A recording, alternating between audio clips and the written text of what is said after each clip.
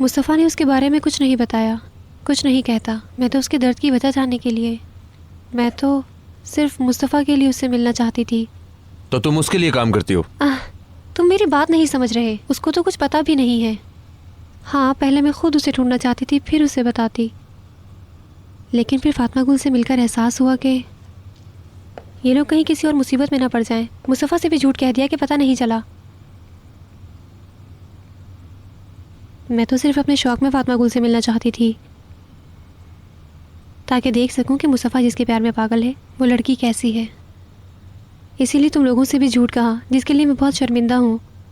तुम ये कैसे कर सकती हो? हमने हर चीज से बेखबर तुम्हें अपना दोस्त बनाया। फातिमा गुल को तुम्हारी कितनी फिक्र रहती थी। मैं उसे तकलीफ नहीं पहुंचाना चाहती थी, और ना ही तुम्हें एमरे।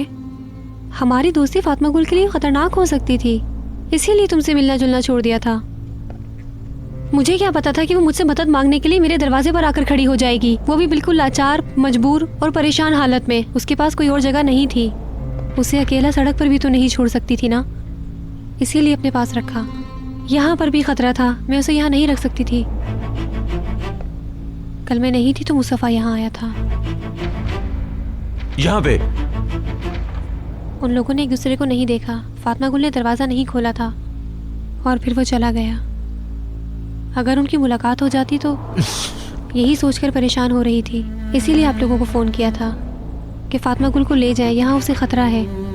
तुमने नेकी तो की, लेकिन हमारे आने तक रोक लेती तो ज़्यादा अच्छा होता। तुम्हें पता था कि हम लोग आ रहे हैं, तुमने फिर भी उसे क्यों जाने दिया? मैं ज़बरदस्ती तो नहीं रोक सकती थी उसे। वो बहुत मुख्तलिफ सी लड़की है। उसको देखकर अपना माजी याद आ रहा था। उसकी पाकीज़गी और मासूमियत देखकर मुझे शर्मिंदगी सी हो रही थी। मुझे अपने आप से घिन सी आ रही थी। मैंने फिर भी उसे नहीं भगाया। मेरा यकीन करो, वो मेरी ज़िंदगी की असलियत को जान चुकी थी, इसीलिए चली गई। उसके सामने मुझे मारा पीटा गया। ये सब कुछ देखकर वो बहुत ज़्यादा डर गई थी। मैं उसे ज़बरदस्ती तो नहीं रोक सकती थी। वो नहीं रुकी और वो यहाँ से चली गई। उसने तुमसे क्या बातें की? इसके बाद उसका कहाँ जाने का प्लान था? उसने तुम्हें कुछ बताया? कुछ नहीं कहा। वो क्या करेगी और कहाँ जाएगी, उसे तो बस सुकून चाहिए था।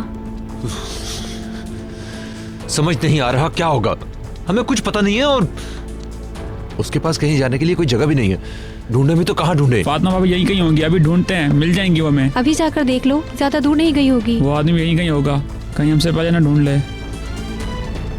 वो दिन के वक्त काम पर होता है, रात में भी कभी कभार ही बाहर निकलता है।